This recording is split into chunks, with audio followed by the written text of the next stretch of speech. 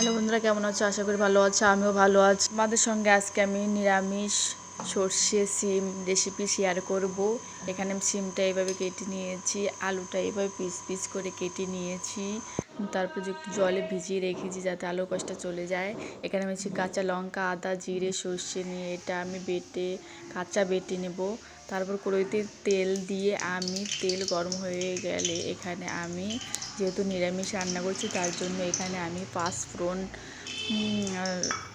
ফোড়ন দেব।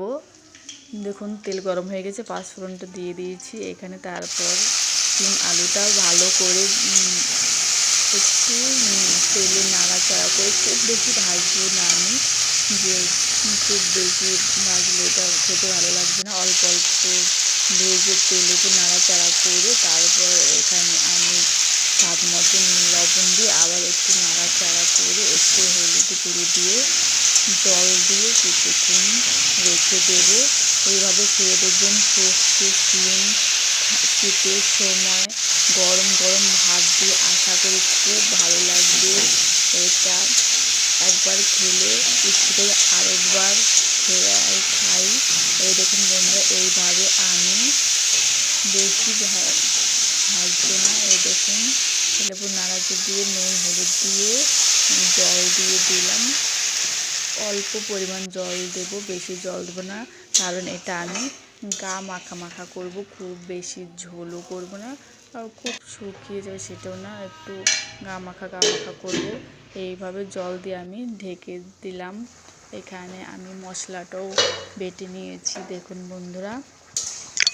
তারপর ঢাকনা উঠিয়ে দেখুন আমার জলটাও ফুটে গেছে, আলু সিমগুলো সেদ্ধ হচ্ছে। তারপর এর মধ্যে আমি বেটে রাখা মশলাটা দিয়ে আবার ভালো করে নাড়াচাড়া করে আবার কিছুক্ষণ ঢাকনা দিয়ে রাখবো, যাতে মশলাগুলো এর ভেতরে ভালো করে ঢোকে, সিম আলুর মধ্যে ঢুকে যায়, তাহলে খেতে খুব ভালো লাগবে।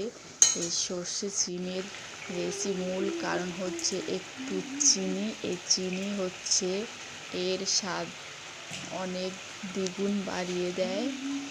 তাই এখানে আমি প্রায় হয়ে আসে তার একটু আগে আমি সামান্য পরিমাণ চিনি দিয়ে আবার নাড়াচাড়া করে মিশিয়ে নিচ্ছি ভালো করে। এই দেখুন বন্ধুরা কি সুন্দর হয়েছে, প্রায় হয়ে গেছে আমার এই রান্নাটা।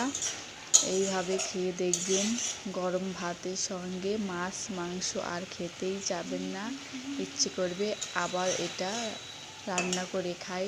এই দেখুন বন্ধুরা কি সুন্দর হয়েছে। তারপর আমি এটাকে নামিয়ে নেব, একদম খুব বেশি ঝোলও রাখবো না, হয়ে গেছে প্রায়। তারপর এইভাবে নাড়াচাড়া করে দেখুন নামিয়ে নিয়েছি, কি সুন্দর হয়েছে। এইভাবে খেয়ে দেখবেন বন্ধুরা, আশা করি খুব ভালো লাগবে, খেতেও সেই লাগবে। একবার খেলে আরেকবার খেতে যাবেন, সেই হয়েছে।